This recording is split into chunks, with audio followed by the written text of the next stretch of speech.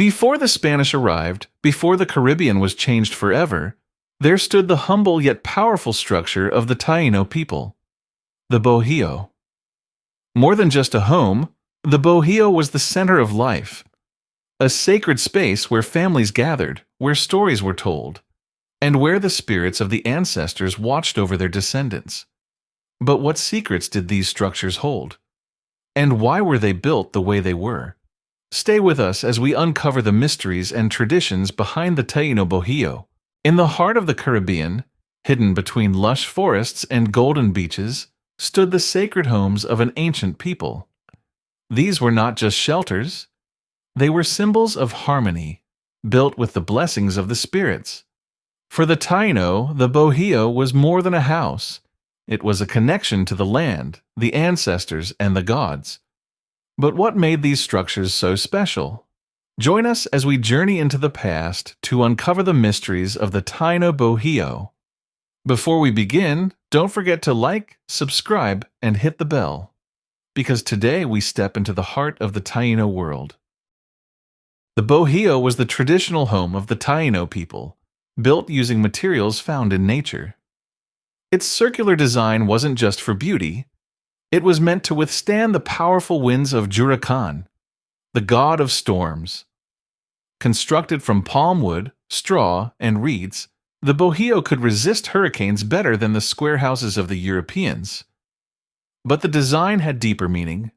To the Taino, the circle was a sacred shape, symbolizing unity, balance, and the eternal cycle of life. Even their villages were built in a circular pattern, with the chief's Bohio standing at the center. This was no accident. The Bohio was designed to reflect the order of the universe itself. Not all Bohios were the same. The Cacique, or chief, lived in a special structure known as the Caney, larger, rectangular, and meant for leaders and spiritual guides. The Caney was more than a home. It was a place of power. Inside, the Cacique consulted the spirits, made offerings, and led the people in ceremonies. It was believed that the Caney connected the living with the spirits, serving as a gateway between the earthly and divine realms. But what happened inside these sacred homes during storms and times of war? The Taino knew that Huracan, the spirit of chaos, could strike at any moment. To survive, they built their Bohios to dance with the wind, not fight against it.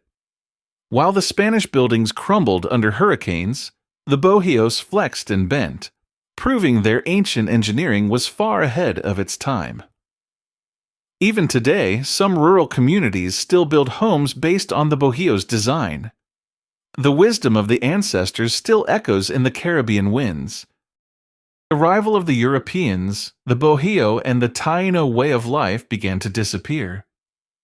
But legends do not die, and neither do the stories of the Bohio. Today, some Caribbean communities are reviving Taino traditions, rebuilding Bohios as a way to reconnect with their roots.